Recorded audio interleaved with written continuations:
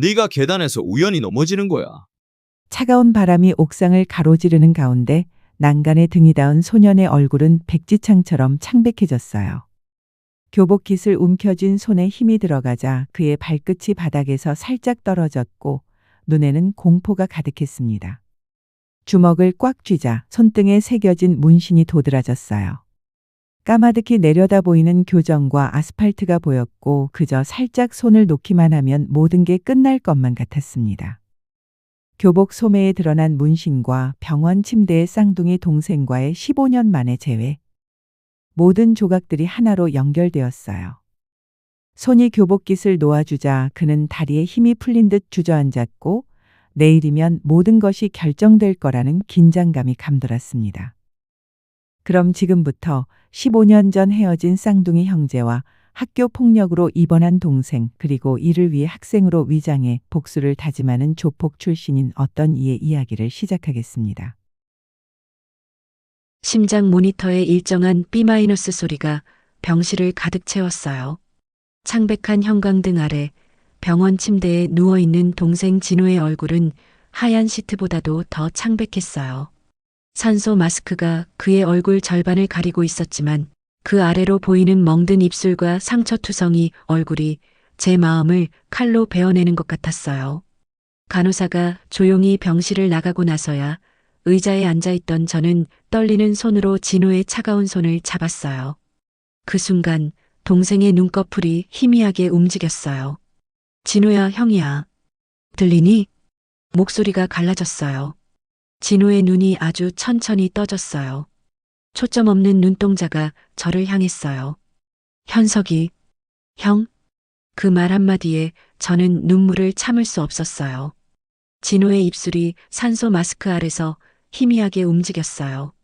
그때 병실 문이 열리고 의사가 들어왔어요. 박진우 씨, 잠시 이야기 좀 할 수 있을까요? 의사의 표정은 심각했어요. 저는 진호의 손을 한 번 더 꼭 쥐고 의사를 따라 복도로 나갔어요. 상태가 어떤가요? 제 목소리는 간신히 나왔어요. 의사는 차트를 들여다보며 말했어요. 갈비뼈 2대 골절, 폐 손상, 심한 뇌진탕이에요. 계단에서 넘어졌다고요? 의사의 목소리에 의심이 가득했어요. 당연했어요. 이런 상처들이 단순한 계단 사고로 보이지 않았으니까요. 네. 저는 애매하게 대답했어요. 진실을 말할 수 없었어요. 아직은요. 의사는 안경을 올리며 저를 유심히 바라봤어요. 환자분이 깨어나면 정확한 상황을 알 수 있겠지요. 지금은 안정이 최우선입니다. 면회는 짧게 해주세요. 의사가 떠난 후 저는 복도 창가에 기대어 섰어요. 창밖으로 보이는 도시의 불빛들이 눈물에 번져 보였어요. 주먹을 꽉 쥐자 손등에 새겨진 건들지마 문신 위로 핏줄이 도드라졌어요. 벽을 치고 싶은 충동을 간신히 참았어요. 병실로 돌아와 진호의 옆에 앉았어요. 동생의 얼굴을 보니 15년 전 그날이 생각났어요. 해질녘 고아원 마당, 9살이었던 우리는 마지막으로 서로를 껴안았어요. 진호의 작은 어깨가 떨렸어요. 형, 나 데려가줘요. 진호의 눈에서 눈물이 흘렀어요. 제 가슴이 찢어지는 것 같았어요. 곧 데리러 올게. 약속할게. 양부모님이 저만 데려가기로 했다는 걸 알게 된 날이었어요. 쌍둥이인데도 저만 선택받았어요. 그날 밤 짐을 싸면서 몰래 울었어요. 진호를 두고 가는 게 너무 괴로웠어요. 하지만 그 약속을 지키지 못했어요. 양부모님은 이사를 자주 다녔고 연락도 끊겼어요. 고아원에 찾아갔을 때는 이미 진호가 없었어요. 그렇게 우리는 완전히 헤어졌어요. 병실 창문 너머로 새벽이 밝아오고 있었어요. 간이 침대에서 눈을 떴을 때 진호가 깨어있는 걸 발견했어요. 산소 마스크는 벗어져 있었고 그의 눈은 이제 조금 더 또렷했어요. 물. 진호의 목소리는 갈라져 있었어요. 저는 얼른 물컵을 가져다 그의 입술에 댔어요. 물을 조금 마신 진호가 저를 바라봤어요. 진짜 형이 맞아요? 그 말에 제 가슴이 아팠어요. 그래, 현석이 형이야. 15년 만이네. 진호의 눈에 눈물이 고였어요. 어떻게 찾았어요? 경찰서에서 연락이 왔어. 내 지갑에서 내 명함이 나왔대. 몇 년 전 제가 일하는 회사의 명함을 모든 고아원에 보냈었어요. 혹시라도 진호가 찾아볼까 해서요. 그 작은 희망이 이렇게 이어질 줄은 몰랐어요. 경찰이요? 아, 진호의 표정이 어두워졌어요. 그럼 형도 알겠네요. 저는 고개를 끄덕였어요. 경찰은 진호가 폭행당한 사건이라고 했어요. 하지만 진호가 진술을 거부했대요. 누가 이랬어? 제 목소리는 낮고 단단했어요. 진호는 고개를 돌렸어요. 그냥 넘어진 거예요. 진호야. 제 목소리가 조금 더 단단해졌어요. 15년 만에 만난 형한테 거짓말할 거야? 진호의 눈에서 눈물이 흘렀어요. 말해도 도움 안 돼요. 형만 위험해져요. 그 말에 제 심장이 빠르게 뛰었어요. 진호가 무슨 일에 휘말린 걸까요? 내가 널 찾은 건 우연이 아니야. 이제 너 혼자가 아니야. 제 목소리는 확신에 차 있었어요. 진호는 잠시 침묵하다가 작은 목소리로 말했어요. 현석이 형. 형은 멀쩡한 삶 살고 있잖아요.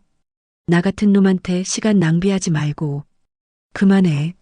제 목소리가 단호했어요. 넌 내 동생이야. 내가 널 지킬 거야.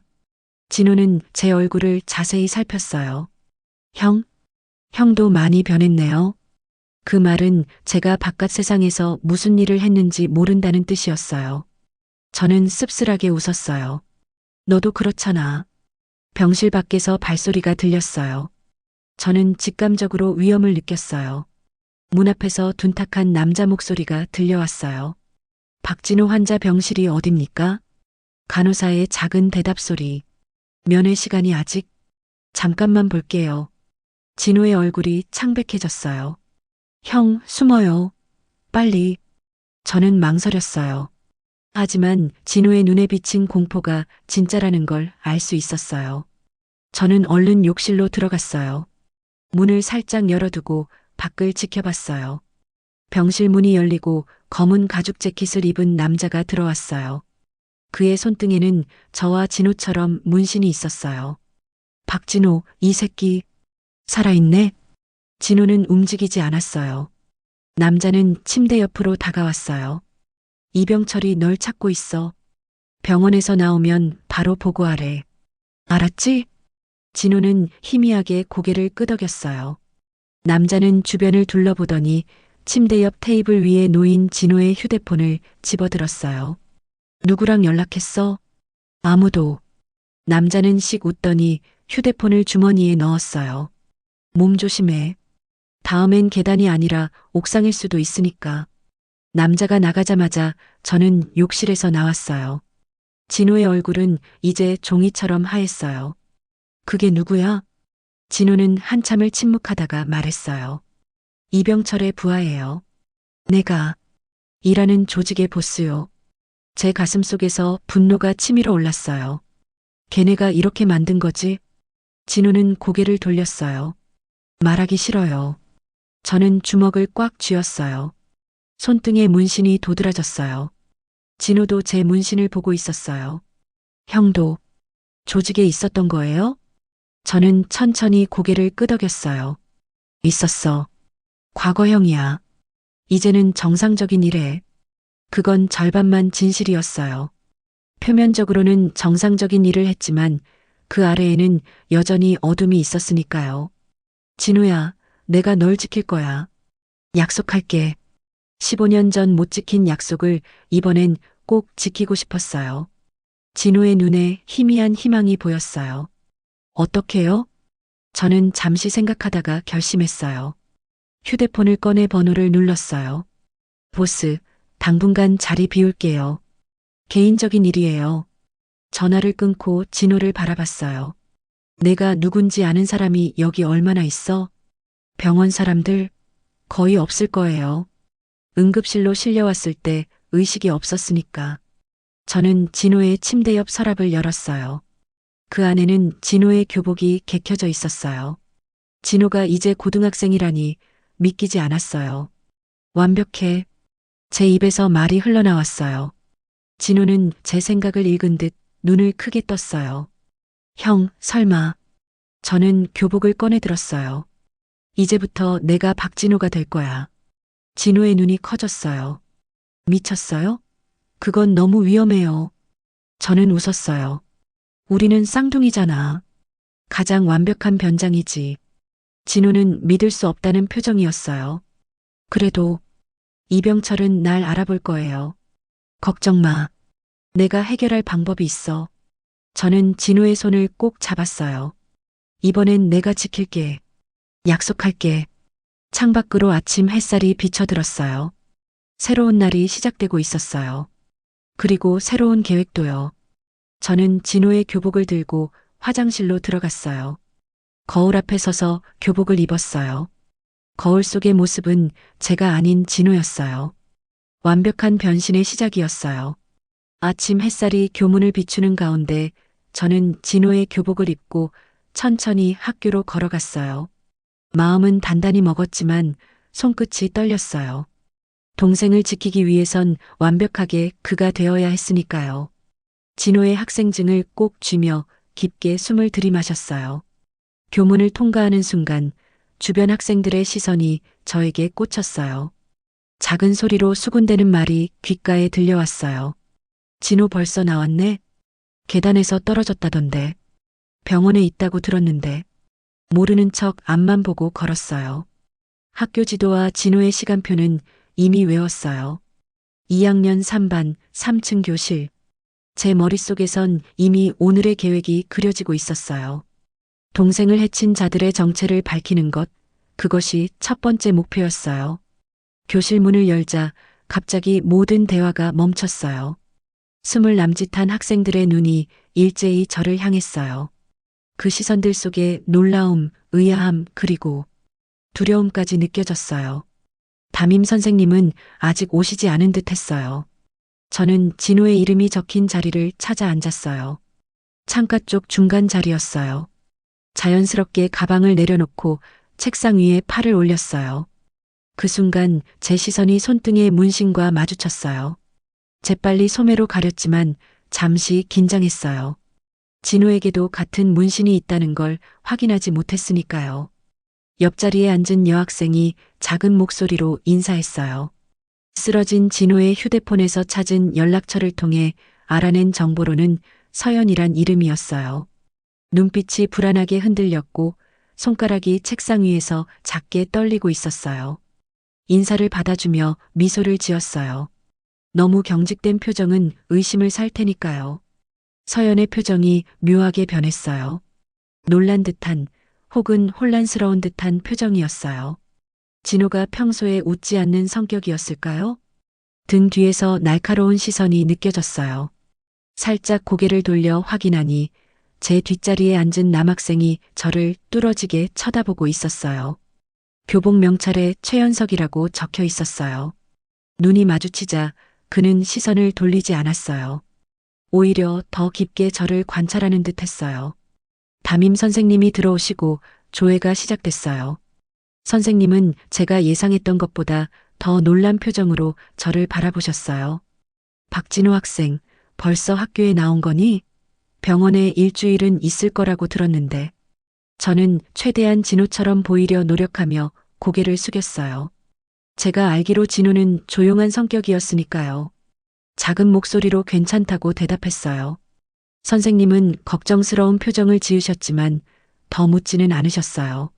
첫 번째 수업이 시작됐어요. 수학 시간이었는데 진호의 교과서는 깨끗했어요. 필기도 깔끔하게 정리되어 있었고 문제풀이도 꼼꼼했어요.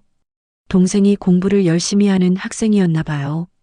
그런 진호가 어쩌다 조직에 발을 들이게 된 걸까요? 가슴이 아팠어요.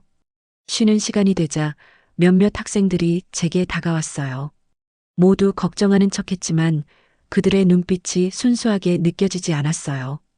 특히 키가 크고 어깨가 넓은 남학생은 지나치게 친근한 척했어요. 그의 명찰엔 김태준이라고 적혀 있었어요. 야, 진호야. 많이 다쳤다며? 계단에서 어떻게 그렇게 넘어졌냐? 태준의 목소리에 숨겨진 비웃음을 느낄 수 있었어요. 저는 그저 미소로 대답했어요. 아직은 때가 아니었으니까요. 증거를 찾기 전까지는 모든 것을 지켜봐야 했어요. 점심시간이 되자 학생들은 삼삼오오 모여 급식실로 향했어요. 서연이 저에게 같이 가자고 권유했지만 정중히 사양했어요. 다른 계획이 있었거든요. 복도에서 태준과 그의 친구들이 옥상으로 향하는 모습을 발견했어요. 그들 사이에 뒷자리에 최연석도 있었어요. 저는 일정 거리를 두고 그들을 미행했어요. 오랜 시간 조직에서 활동했던 경험이 이런 순간에 도움이 됐어요. 옥상 문 앞에 도착하자 안에서 웃음소리가 들려왔어요. 문을 살짝 열어 틈으로 그들을 관찰했어요. 태준이 중앙에 서 있고 다른 학생들은 그를 둘러싸고 있었어요. 마치 왕과 신하들 같은 구도였어요. 그 바보 진짜 병원에 누워 있겠지? 꽤 세게 굴렀더라. 태준의 말에 다른 학생들이 웃었어요. 그러나 최연석만은 웃지 않았어요. 오히려 생각에 잠긴 표정이었어요. 뭔가 이상해. 진호 같지 않아. 눈빛이 달라. 현석의 말에 태준이 코웃음을 쳤어요. 너 또 오버하는 거 아니야? 그냥 병원에서 약이라도 처먹었겠지. 저는 주머니에서 진호의 휴대폰을 꺼내 녹음 기능을 켰어요. 이런 대화는 분명 중요한 증거가 될 테니까요. 그냥 우연이었잖아. 운이 나빴던 거지. 누군가의 말에 태준이 웃음을 터뜨렸어요. 야, 진짜 그렇게 생각해? 난 그냥 어깨 좀 쳤을 뿐인데 제가 균형을 못 잡고 굴러떨어진 거지. 내 잘못은 아니잖아. 피가 끓어오르는 것 같았어요. 주먹을 꽉 쥐었다 폈다 반복했어요. 지금 당장 뛰어들어 태준의 목을 조르고 싶었지만 참았어요. 더 큰 계획이 있었으니까요. 옥상을 떠나는 그들의 대화를 계속 녹음했어요. 태준은 자신이 진호를 밀었다고 실토했고 다른 학생들은 그것을 목격했지만 침묵했다는 사실이 드러났어요. 그리고 이 모든 것의 배후에 최연석이 있다는 암시도 있었어요. 급식을 먹지 않고 화장실에 숨어 녹음된 내용을 다시 들었어요. 분노로 온몸이 떨렸어요. 진호가 왜 경찰에 신고하지 않았는지 이해가 됐어요. 학교 내 권력 구조에서 그는 이미 희생양이 되어 있었으니까요. 오후 수업이 끝나고 교실이 거의 비었을 때 서연이 제게 다가왔어요. 주변을 살피더니 쪽지 하나를 제 책상 위에 슬쩍 놓았어요. 방과 후 도서관 뒤편 창고에서 만나요. 중요한 얘기가 있어요. 고개를 들어 서연을 바라봤어요. 그녀의 눈에는 두려움과 결의가 동시에 담겨 있었어요. 저는 조용히 고개를 끄덕였어요. 약속 시간에 도서관 뒤편 창고로 향했어요. 서연은 이미 와 있었고 불안하게 주변을 살피고 있었어요. 저를 보자 안도의 한숨을 내쉬었어요. 난 다 봤어. 태준이가 널 민 거. 현석이가 시켰어. 서연의 목소리는 작았지만 단호했어요. 그녀의 말에 제 추측이 확신으로 바뀌었어요. 이건 단순한 학교 폭력이 아니었어요. 계획적인 공격이었어요. 증거가 있어? 제 질문에 서연은 자신의 휴대폰을 꺼냈어요. 화면에는 사진 하나가 있었어요. 계단에서 태준이 진호의 등을 밀고 있는 장면이었어요. 그리고 그 뒤에서 지켜보는 최연석의 모습도 보였어요. 서연은 떨리는 목소리로 설명했어요. 최연석은 학교의 실세였고 태준은 그의 오른팔이었어요. 진호가 최연석의 권위에 도전했다는 이유로 이런 일이 벌어졌다는 거였어요. 저는 서연에게 왜 이 일을 도와주는지 물었어요. 그녀는 잠시 침묵하다가 대답했어요. 자신도 최연석 일당의 희생자였기 때문이래요. 그들이 가지고 있는 그녀의 약점 때문에 계속 협박당하고 있었대요. 모든 것이 분명해졌어요. 이건 단순한 학교 폭력이 아니라 작은 조직의 권력 다툼이었어요. 마치 제가 속해 있던 세계의 축소판 같았어요. 서연과 헤어진 후 학교를 나오는 길에 복도 끝에서 최연석이 저를 지켜보고 있는 걸 발견했어요. 우리의 시선이 마주쳤어요. 그의 눈에는 의심과 경계심이 가득했어요. 그리고 제 눈에는 분노와 복수심이 있었을 거예요. 교문을 나서면서 진호의 휴대폰으로 녹음한 내용과 서연에게 받은 사진을 확인했어요. 이제 행동할 증거는 충분했어요. 하지만 단순히 경찰에 신고하는 것만으로는 부족했어요. 최현석과 태준이 진정으로 후회하게 만들어야 했어요. 병원으로 돌아가는 길, 거울에 비친 제 모습은 이미 진호가 아니었어요. 제 안의 현석, 그 어두운 과거의 현석이 되살아나고 있었어요. 동생을 지키기 위해 저는 다시 한번 그 어둠 속으로 걸어 들어갈 준비가 되어 있었어요. 하늘은 점점 어두워지고 있었고 제 마음속 복수의 불꽃은 더욱 밝게 타오르고 있었어요. 내일은 또 다른 날이 될 테고 저는 더 깊이 포식자들의 영역으로 들어갈 준비가 되어 있었어요. 밤하늘에 별이 빛나는 시간, 병원 창문을 통해 도시의 불빛을 바라봤어요. 진호는 깊은 잠에 빠져 있었고 저는 오늘 학교에서 수집한 정보를 정리하고 있었어요. 이중생활이 시작된 지 이틀째였어요. 낮에는 박진호라는 학생으로, 밤에는 증거를 수집하는 사냥꾼으로 살고 있었죠. 진호의 노트북을 열어 학교 홈페이지에 접속했어요. 교내 지도와 시설 정보를 자세히 살펴봤어요. CCTV 위치가 표시된 안전관리 페이지를 발견했을 때 가슴이 뛰었어요. 학교의 눈을 피해 움직이려면 이 정보가 필수적이었으니까요. 병원 침대 옆에 지도를 그리면서 내일의 계획을 세웠어요. 교무실과 행정실의 위치, 교사들의 순찰 경로, 그리고 가장 중요한 현석과 태준의 동선을 분석했어요. 과거 조직에서 활동하던 시절, 이런 준비 작업은 제 전문 분야였어요. 새벽이 되어서야 겨우 눈을 감았어요. 하지만 진호를 해친 자들의 얼굴이 자꾸 꿈에 나타났어요. 특히 최현석의 날카로운 눈빛이 계속 머릿속에 맴돌았어요. 다음 날 아침 진호의 모습으로 다시 학교에 도착했어요. 오늘은 더 자연스럽게 행동할 수 있었어요. 복도를 지나며 CCTV 위치를 확인했어요. 예상대로 사각지대가 많았어요. 학교 폭력이 벌어지는 장소들은 대부분 카메라가 닿지 않는 곳이었죠. 교실에 들어서자 서연이 조심스럽게 인사했어요. 그녀의 눈에는 걱정이 가득했어요. 아마도 어제의 만남이 들켰을까봐 두려워하는 것 같았어요. 저는 살짝 미소 지어 안심시켜 주었어요. 수업이 시작되고 국어 선생님이 들어오셨어요. 현석이 갑자기 일어나 인사를 주도했어요. 선생님은 흐뭇한 표정으로 현석의 어깨를 두드리셨어요. 그의 학생 평판이 얼마나 좋은지 단번에 알 수 있었어요. 최현석 학생, 이번 독서 감상문 대회 준비는 잘 되고 있나요? 선생님의 질문에 현석은 예의 바르게 대답했어요. 목소리는 부드럽고 공손했어요. 그 모습은 어제 옥상에서 보았던 차가운 눈빛의 소유자와는 너무나 달랐어요. 완벽한 이중성이었죠. 쉬는 시간, 화장실을 다녀오는 길에 1학년 교실 앞, 복도 구석에서 현석이 작은 체구의 학생을 몰아세우는 장면을 목격했어요. 태준은 옆에서 망을 보고 있었고요. CCTV 사각지대였어요. 현석의 목소리는 낮고 위협적이었어요. 1학년 학생의 어깨는 공포로 떨리고 있었어요. 현석은 그 학생의 가슴을 손가락으로 찌르며 뭔가를 요구하고 있었어요. 내일까지 과제 답안 정리해서 가져와. 알았지? 어린 학생의 얼굴이 창백해졌어요. 그 모습이 마치 예전의 진호처럼 보였어요. 가슴속에서 분노가 끓어올랐어요. 발걸음을 옮기기 전에 이미 제 목소리가 흘러나왔어요. 그만해. 현석과 태준이 동시에 고개를 돌렸어요. 태준의 눈이 커졌고 현석의 눈썹이 살짝 올라갔어요. 그들은 분명 진호가 이렇게 나설 거라고 예상하지 못했을 거예요. 저는 천천히 그들에게 다가갔어요. 1학년 학생은 그 틈을 타 재빨리 도망쳤어요.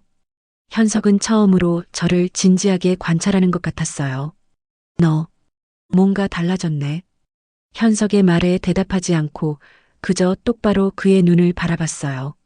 조직에서 배웠던 첫 번째 교훈은 두려움을 절대 보이지 않는 것이었으니까요.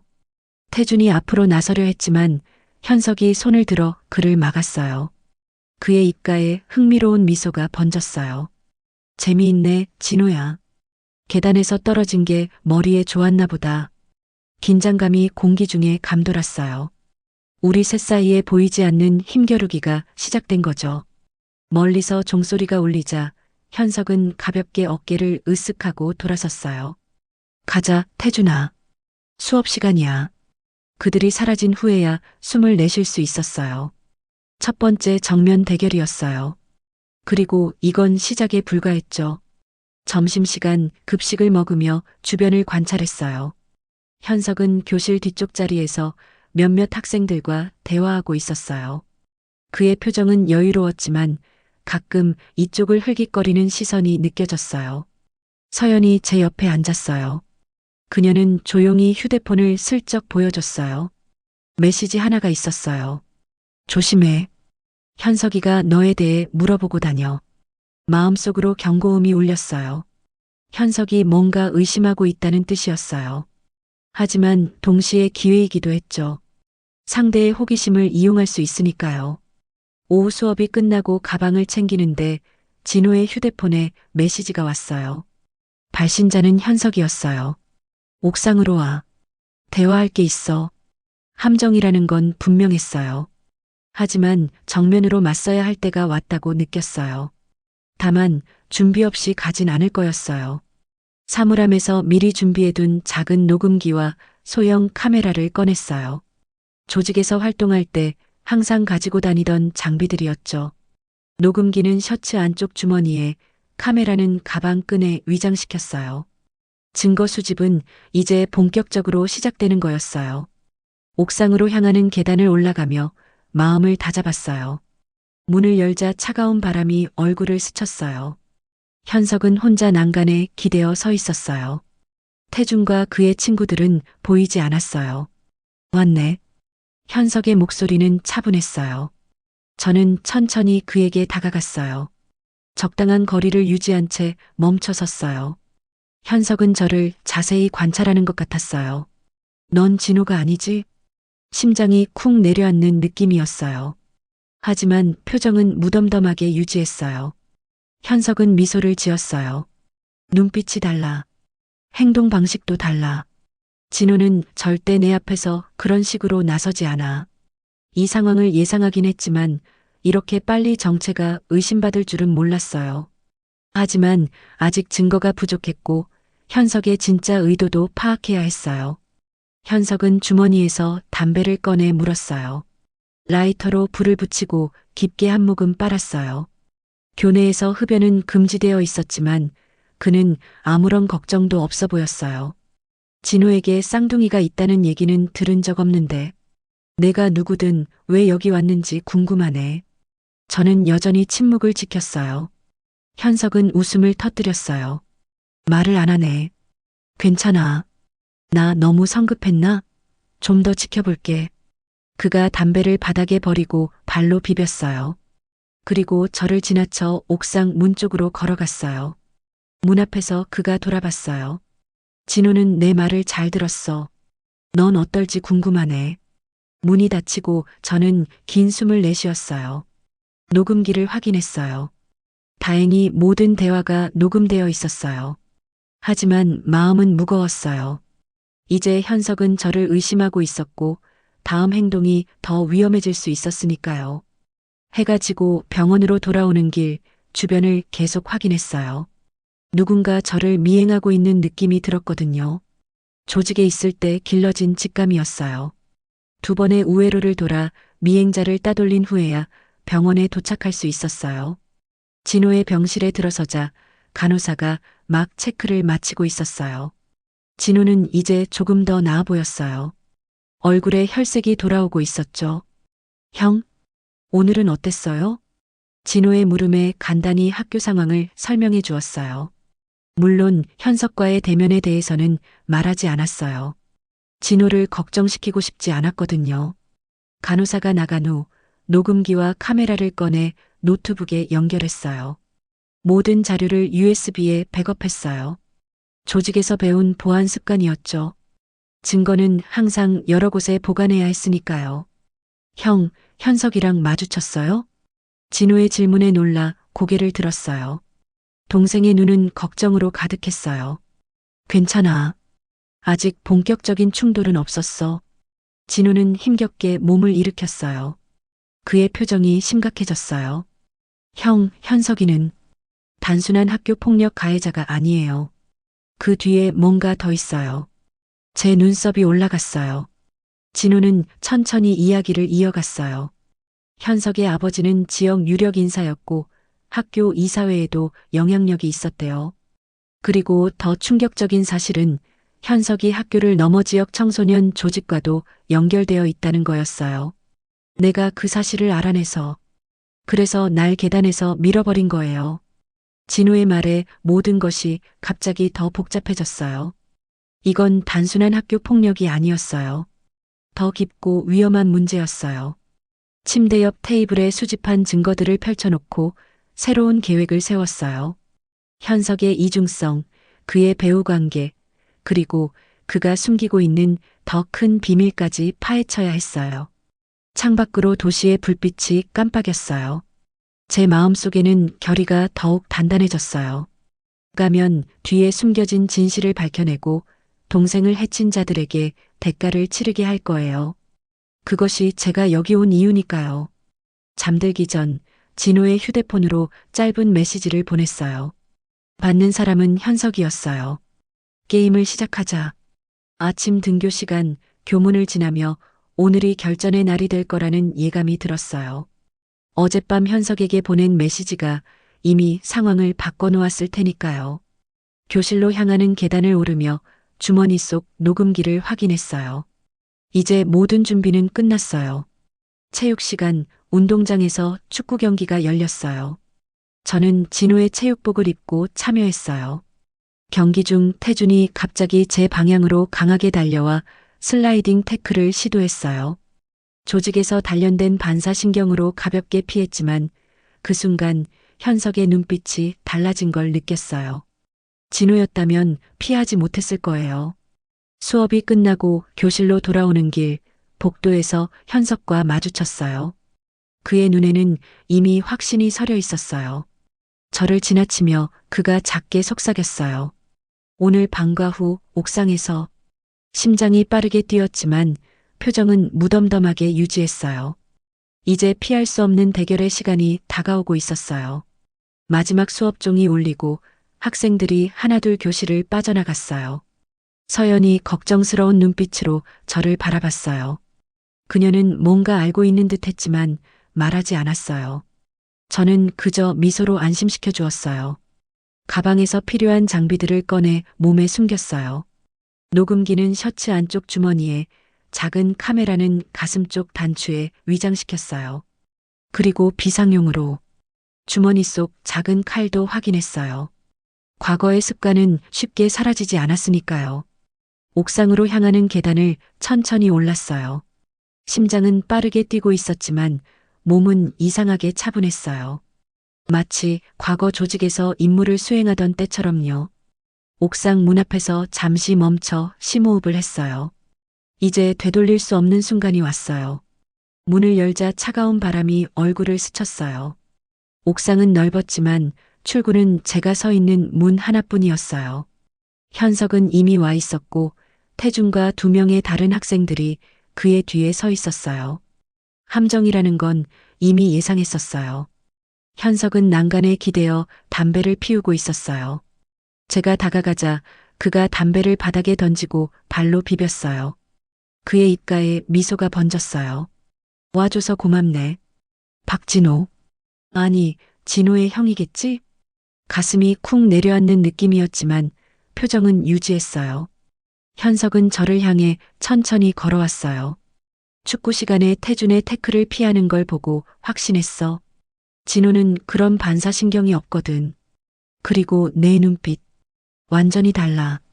이제 더 이상 숨길 필요가 없다고 느꼈어요. 저는 천천히 교복 소매를 걷어 올렸어요. 손등에 새겨진 문신이 드러났어요. 조직의 상징이었죠. 똑똑하네. 맞아. 난 진호의 형이야. 갈비뼈 2대가 부러진 내 동생 대신 왔어. 현석의 눈이 커졌어요.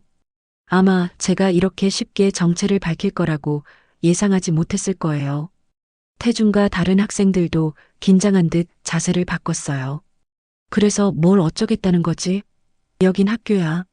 내가 무슨 짓을 해도 다 목격자가 있어. 현석의 목소리는 자신감이 넘쳤지만 눈에는 불안함이 스쳐 지나갔어요. 저는 그에게 천천히 다가갔어요. 태준이 앞으로 나서려 했지만 현석이 손을 들어 그를 막았어요. 난 증거가 있어. 내가 내 동생을 계단에서 밀었다는 증거. 서연이 찍은 사진, 녹음된 대화, 그리고 다른 학생들의 증언까지. 현석의 얼굴이 굳어졌어요. 그의 손이 주먹을 꽉 쥐었다 폈다 반복했어요. 불안함이 확실히 보였어요. 그리고 내가 학교 밖에서 무슨 일을 하는지도 알아.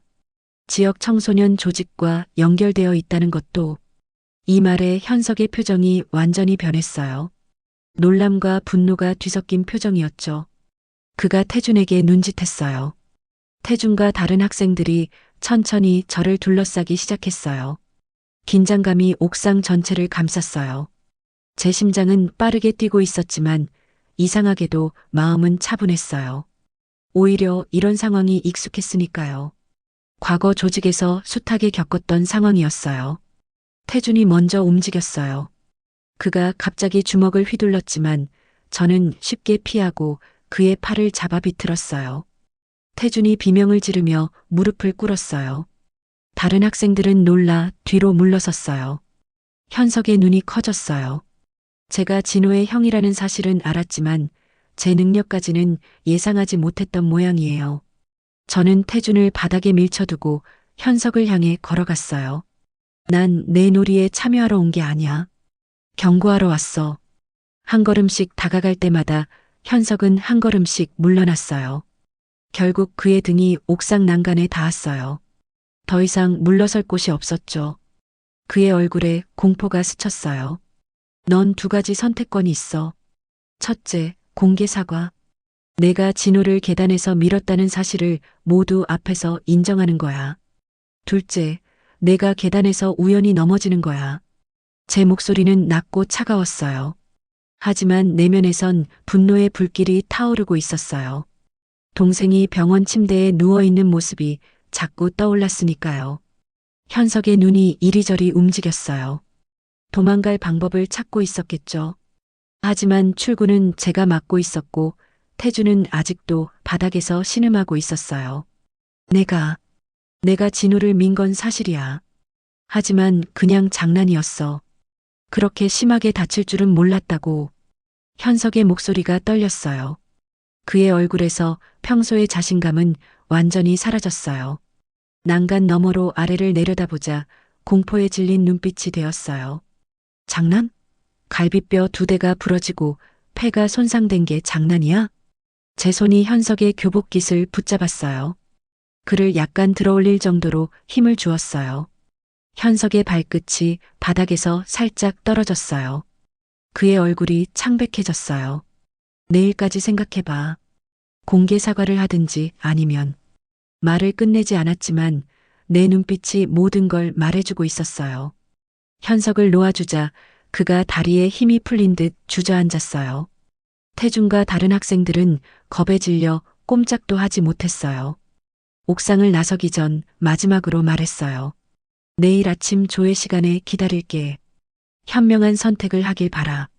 병원으로 돌아와 진호에게 상황을 설명했어요. 진호는 걱정스러운 표정이었어요. 형, 현석이 가만히 있지 않을 거예요.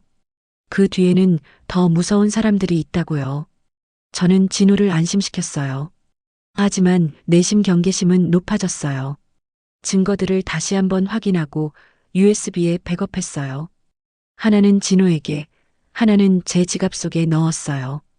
그리고 가짜 증거 봉투를 침대 옆 서랍에 눈에 띄게 놓아두었어요. 창밖으로 어둠이 깊어지고 있었어요. 병원 복도의 소음도 점점 줄어들었어요.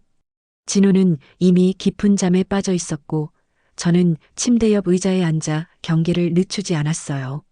밤 11시쯤 복도에서 가벼운 발소리가 들렸어요. 직감적으로 뭔가 이상함을 느꼈어요. 병원 야간 순찰은 이미 30분 전에 지나갔거든요. 저는 조용히 몸을 일으켜 문 옆으로 자리를 옮겼어요. 문이 천천히 열렸어요. 어둠 속에서 두 명의 그림자가 조심스럽게 병실로 들어왔어요. 그중 한 명이 침대 쪽으로 다가갔어요. 침대 옆 서랍을 열고 가짜 증거 봉투를 꺼내는 모습이 보였어요. 찾았어. 가자. 작은 소리였지만 목소리를 알아들을 수 있었어요. 태준이었어요. 그들이 서둘러 나가려 할 때 저는 스위치를 눌러 불을 켰어요. 갑작스러운 빛에 두 사람이 놀라 굳어버렸어요. 태준과 현석의 친구 중 한 명이었어요. 예상대로네. 제 차분한 목소리에 두 사람은 공포에 질린 눈빛을 보였어요. 태준의 손에는 여전히 증거 봉투가 들려 있었어요. 그냥. 태준이 말을 더듬었어요. 저는 천천히 그들에게 다가갔어요. 그 봉투는 가져가도 좋아. 어차피 가짜니까. 진짜는 이미 안전한 곳에 있어. 두 사람의 얼굴이 창백해졌어요. 제 계획대로 되고 있었어요. 이제 그들은 함정에 빠진 거였죠. 현석에게 전해. 내일 아침 기다리고 있을게. 태주는 말없이 고개를 끄덕이고 급히 병실을 빠져나갔어요. 문이 닫히고 나서야 긴장이 풀렸어요. 진우는 놀랍게도 여전히 깊은 잠에 빠져 있었어요. 창가로 다가가 어둠 속 도시를 바라봤어요. 내일은 모든 것이 결정될 거예요. 현석의 선택이 무엇이든 저는 이미 승리했어요. 만약 그가 공개 사과를 한다면 동생은 정의를 얻게 될 거예요. 그리고 만약 그가 거부한다면 준비된 다른 계획이 있었으니까요. 주머니에서 휴대폰을 꺼내 숫자를 눌렀어요. 신호음이 몇 번 울리고 낮은 목소리가 들렸어요. 보스, 도움이 필요해요. 과거의 연결고리를 다시 불러들이는 건 위험한 선택이었지만 동생을 위해서라면 어떤 희생도 감수할 수 있었어요. 달빛이 병실을 은은하게 비추는 가운데 내일의 결전을 위한 마지막 준비를 마쳤어요. 이제 모든 것은 현석의 선택에 달려 있었어요. 아침 햇살이 교실 창문으로 쏟아져 들어왔어요. 조회 시간이 가까워졌지만 현석의 자리는 비어 있었어요. 태준과 그의 친구들도 보이지 않았어요. 긴장감이 교실 전체를 감쌌어요. 학생들은 평소보다 조용했고 가끔씩 저를 힐끔거렸어요. 담임 선생님이 들어오셨어요. 표정이 심각했어요. 박진호 학생, 교장실로 오세요. 교실이 순간 술렁였어요. 모두의 시선이 저에게 꽂혔어요. 서연의 얼굴에는 걱정이 가득했어요. 저는 차분하게 일어나 담임 선생님을 따라 나갔어요. 복도를 걸으며 머릿속으로 모든 가능성을 계산했어요. 현석이 어떤 선택을 했는지 곧 알게 될 거예요. 교장실 문 앞에 도착했을 때 제 심장은 빠르게 뛰고 있었지만 표정은 평온했어요. 문을 열자 의외의 광경이 펼쳐졌어요. 교장 선생님 옆에는 교감 선생님과 학생부장 선생님이 서 있었어요. 그리고 현석과 그의 아버지가 앉아 있었어요. 현석의 아버지는 비싼 양복을 입고 있었고 위압적인 분위기를 풍기고 있었어요. 현석은 고개를 푹 숙이고 있었어요. 그의 아버지가 저를 향해 손가락을 가리켰어요. 이 폭력 학생을 퇴학시켜야 합니다. 어제 우리 아들을 옥상으로 불러내 폭행하고 협박했다고요.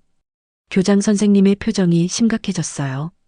현석의 아버지는 계속해서 거친 목소리로 저를 비난했어요. 제가 학교 규칙을 어겼고 학생들을 위협했다는 내용이었어요. 그리고 제가 조직 폭력배와 연관되어 있다는 얘기까지 나왔어요. 증거도 있습니다. 이 학생의 손등에 문신이 있어요. 분명 불량 조직과 연관되어 있을 겁니다. 현석의 아버지가 마치 승리를 확신한 듯 미소 지었어요. 선제 공격이었어요.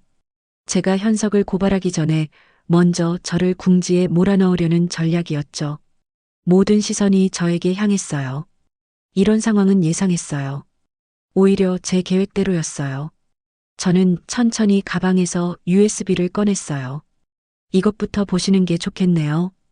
교장 선생님은 의아한 표정으로 USB를 받아들고 컴퓨터에 연결했어요. 화면에 영상이 재생되기 시작했어요. 그것은 어젯밤 병실에 침입한 태준과 그의 친구의 모습이었어요. 병원 CCTV 영상이었죠.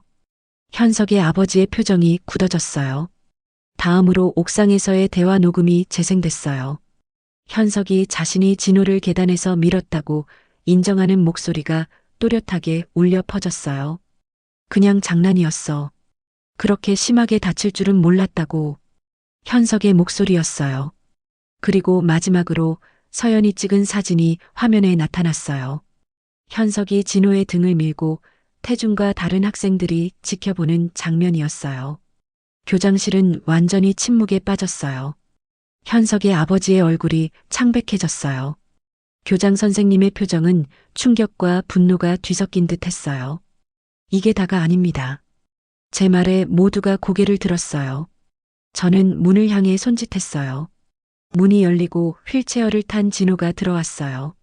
병원 간호사가 휠체어를 밀고 있었어요. 현석의 얼굴이 백지장처럼 하얘졌어요. 진호는 창백했지만 결연한 표정이었어요. 그의 눈에는 두려움과 용기가 공존하고 있었어요.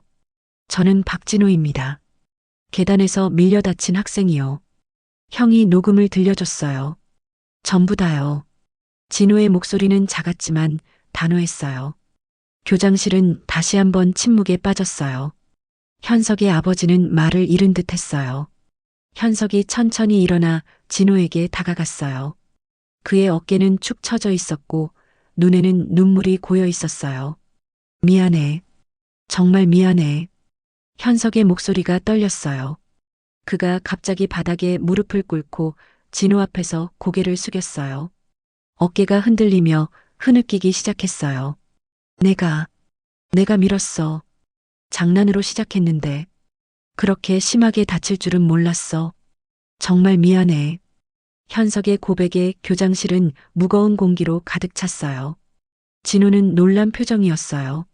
아마 현석이 이렇게 무너질 거라고 예상하지 못했을 거예요. 교장 선생님이 심각한 표정으로 말씀하셨어요. 학교 폭력 사안으로 즉시 긴급대책위원회를 소집하겠다고요.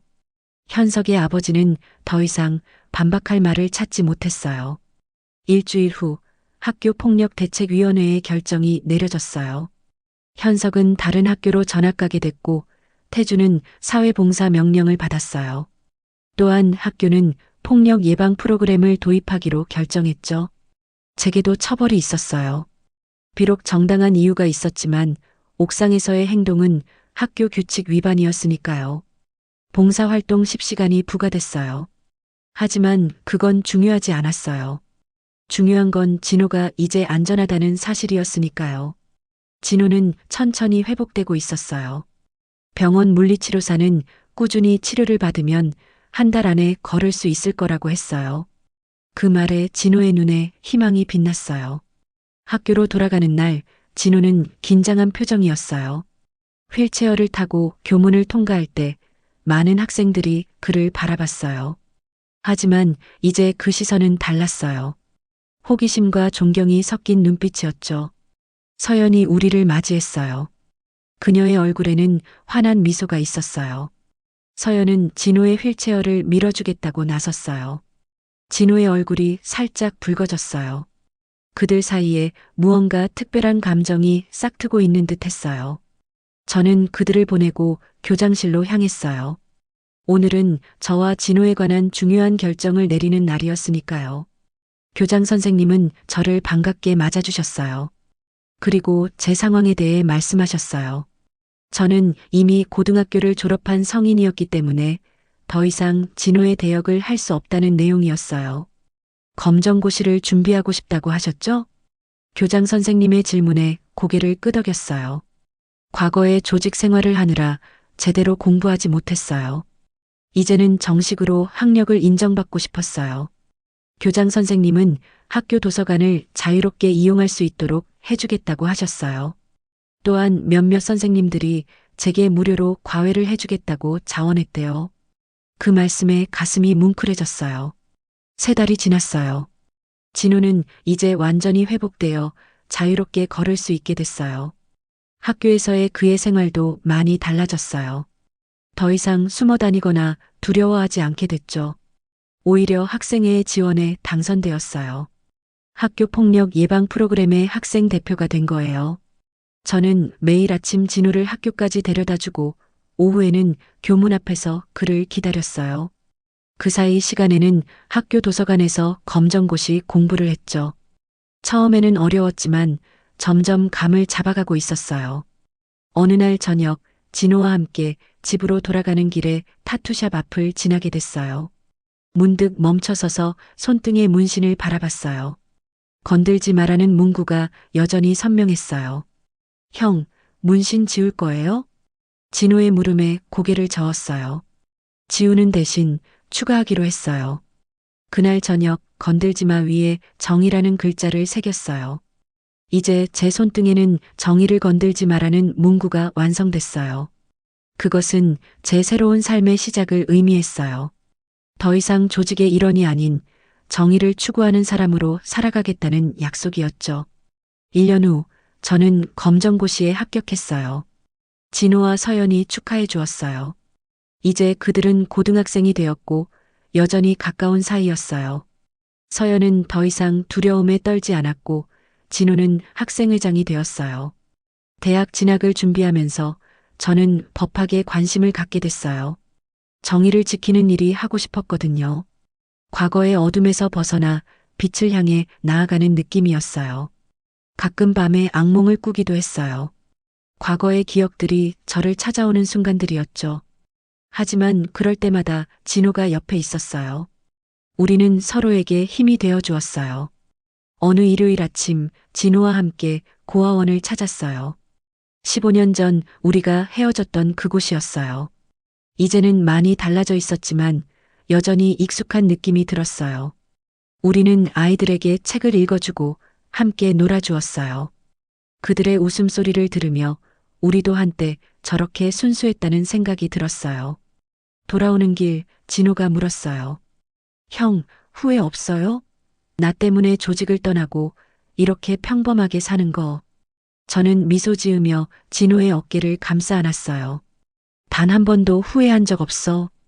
오히려 이제야 진짜 살고 있다는 느낌이야. 우리는 함께 걸으며 석양을 바라봤어요. 도시의 불빛이 하나둘 켜지기 시작했어요. 새로운 날, 새로운 시작을 향해 우리는 계속 걸어갔어요.